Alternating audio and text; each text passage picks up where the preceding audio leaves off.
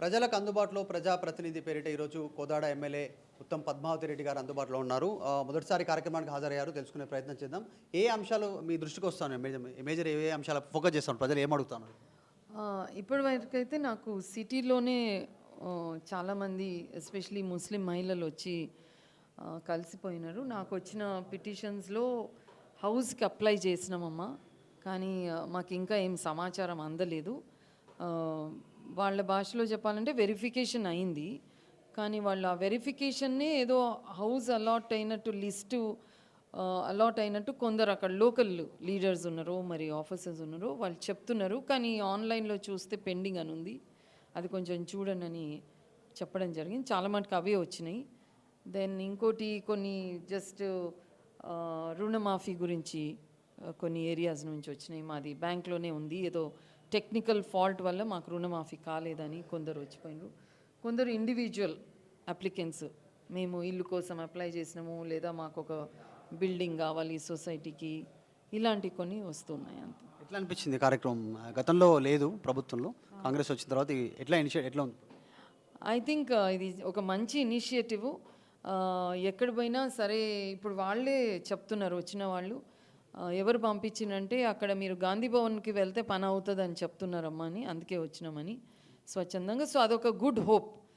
Congress party Gandhi Bhavan head క్వార్టర్స్కి అయితే వీళ్ళ సమస్యలు డెఫినెట్గా ప్రభుత్వము కాంగ్రెస్ పార్టీదే కాబట్టి తీరుతాయనే ఆశతో ఇక్కడికి అందరూ వచ్చిపోతున్నారు. I think this is a very good initiative. రీసెంట్గా ఓట్ చోరీకి సంబంధించి చర్చ జరుగుతుంది కాబట్టి తెలంగాణలో మహేష్ కుమార్ గౌడ్ చేసిన స్టేట్మెంట్ పైన కేంద్ర మంత్రి బండి సంజయ్ కొద్దిసేపు కింద స్టేట్మెంట్ చేశారు. మళ్ళీ కాంగ్రెస్ అధికారంలోకి వస్తే తెలంగాణలో రాజకీయ సన్యాసం చేస్తా అంటూ బండి సంజయ్ స్టేట్మెంట్ చేశారు. ఓట్ చోరీ అని చెప్తా ఉంది, కాంగ్రెస్ అబద్ధం చెప్తా ఉంది. అబద్ధం చెప్పడానికి అనేదే లేదు.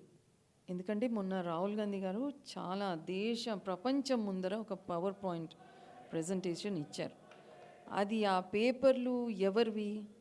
ఎలక్షన్ కమిషన్ తయారీ చేసిన ఓటర్ లిస్టుని మనం తెరిచి ఎవరు ఏంది, ఈ ఓటర్లు రిపీట్ అయిన ఓటర్లు లేదా ఉన్న ఓటర్లను డెడ్ అని చూపించడము, ఇవన్నీ ఎలక్షన్ కమిషను అఫీషియల్గా ఇష్యూ చేసిన ఓటర్ లిస్టుని మనం తీసి చూసినాం.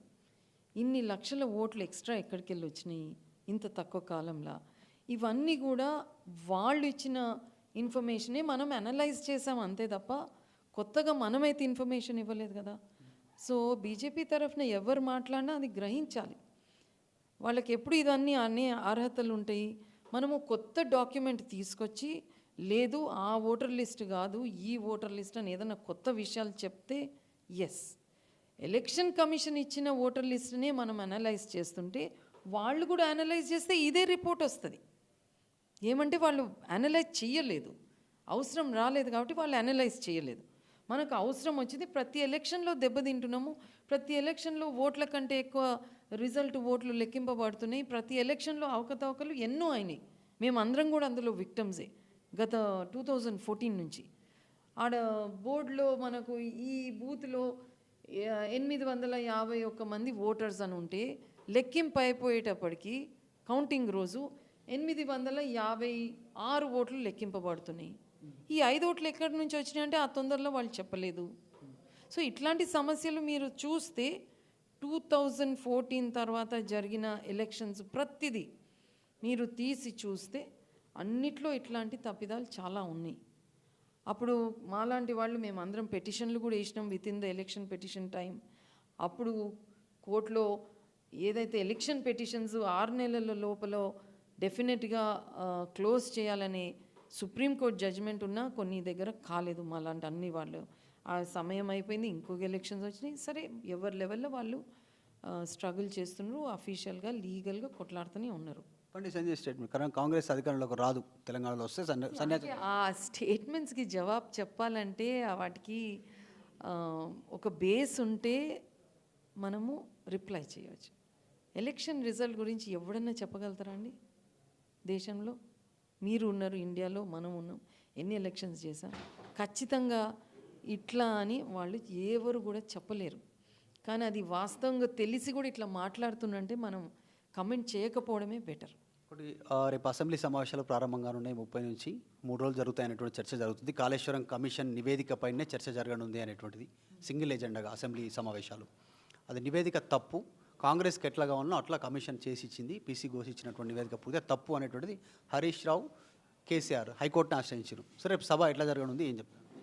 హైకోర్టు ఏం చెప్పింది మరి చెప్పండి, మీకు అది కూడా స్టే ఇవ్వలేము దాని మీద. మరి అంతే కదా, దట్ ఈస్ ద ప్రూఫ్.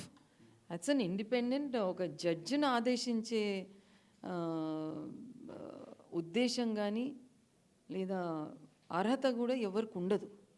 ఒక జడ్జ్ అంటేనే హీఈస్ అబవ్ ఎవ్రీథింగ్ అని మనం అందరము అనుకుంటాం, భావిస్తాం కూడా. అందుకే ఒక జడ్జిని పెట్టారు. సో మరి ఇక అది కూడా తప్పు అంటే ఇక మనం ఏమంటామండి, అది వాస్తవం కాదు. ఉమ్మడి నల్గొండ జిల్లా ఎప్పుడు సాధారణంగా వార్తల్లో ఉంటుంది, మొదటి నుంచి కూడా ప్రతిపక్షంలో ఉన్న అధికారంలో ఉన్న. ఈ మధ్య కాలంలో కోమటిరెడ్డి రాజగోపాల్ రెడ్డి స్టేట్మెంట్స్ కాస్త హాట్ టాపిక్గా మారుతున్నటువంటి సిచ్యువేషన్. హామీ ఇచ్చింది మంత్రి పదవి, నాకు ఇవ్వట్లేదు, అధిష్టానం ఇచ్చింది కానీ ఇక్కడ ముఖ్యమంత్రి అడ్డుపడతా ఉన్నారు అనేటువంటిది. దానికి కౌంటర్గా మీ పేరు కూడా గతంలో వినిపించింది, వార్తలు వినిపించినాయి. అసలు ఏం జరుగుతూ ఉంది? మరొక మీ పేరు కూడా వినిపించింది, రాజగోపాల్ రెడ్డికి ఇస్తే పద్మావతికి కూడా ఇవ్వాలి అనేటువంటిది డిమాండ్ చేస్తున్నారు. నాకు తెలిసినంత వరకు అయితే అట్లాంటిది ఏమీ లేదు. ఇవన్నీ ఇండిపెండెంట్ ఇష్యూస్.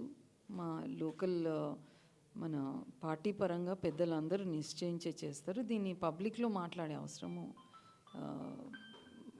మనకు లేదు. మా పార్టీ పెద్దలు రాజగోపాల్ రెడ్డి గారు వాళ్ళందరూ కూర్చొని మాట్లాడుకుంటారు, దీంట్లో పెద్ద విషయం కాదు. చివరగా ఒక క్వశ్చన్ మేడం, మంత్రి కొండా సురేఖ పైన ఉమ్మడి జిల్లాలకు సంబంధించి ఉమ్మడి వరంగల్ జిల్లాకు సంబంధించిన నాయకులంతా కంప్లైంట్ చేశారు, క్రమశిక్షణ కమిటీ ముందు హాజరయ్యారు, వివరణ ఇచ్చారు, ఇదంతా జరుగుతూ ఉంది. ఒక వెర్షన్ ఏంటంటే మీరు ఒక మహిళా ప్రతినిధి కాబట్టి, ప్రజాప్రతినిధి కాబట్టి ఎమ్మెల్యేగా కొండా సురేఖకు మద్దతుగా ఉంటారా? మహిళా మంత్రిగా ఉన్నందుకు అక్కడ ఉన్నటువంటి వాళ్ళంతా కూడా జీర్ణించుకోలేకపోతున్నారు అనేటువంటి చర్చ కూడా ఒక సైడ్ ఉంది. ఇవన్నీ వ్యక్తిగత అభిప్రాయాలండి. I don't think it's required to talk about it. And నేను మహిళా ఎమ్మెల్యేగా ఉన్న డెఫినెట్లీ మహిళలను సపోర్ట్ చేస్తా. నేను ఈ ఇష్యూలో వెళ్ళను, but definitely I will support మహిళలు.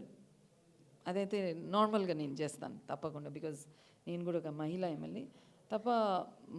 I don't want to comment on other district areas, but I will support all మహిళా పొలిటీషియన్స్. ఎస్, ఇది పద్మావతి రెడ్డి గారు మొదటిసారి కార్యక్రమంలో హాజరయ్యారు. ప్రజలకు అందుబాటులో ప్రజాప్రతినిధిగా చాలా జిల్లాల నుంచి, నియోజకవర్గాల నుంచి ఇక్కడికి వస్తున్నారు, వివిధ సమస్యలు చెప్తున్నారని చెప్తా ఉన్నారు. దాంతోపాటు కొన్ని అంశాల ఓట్ చోరీ అంశం పైన ముందే ఎలక్షన్లు జరగకముందుకే ప్రిడిక్ట్ ఎలా చేయగలుగుతాము, కరెక్ట్ కాదనేటువంటి అంశాన్ని చెప్తా ఉన్నారు. బండి సంజయ్ చేసినటువంటి సవాల్ ఒకటి. తర్వాత మహిళల పక్షపాతిగా ఖచ్చితంగా ఉంటాను, మహిళా ప్రజాప్రతినిధిగా అనేటువంటి స్టేట్మెంట్ పద్మావతి రెడ్డి చేస్తూ ఉన్నారు. అసలైన తొలి వెలుగు. ఫాలో వాట్సాప్ @తొలి వెలుగు official.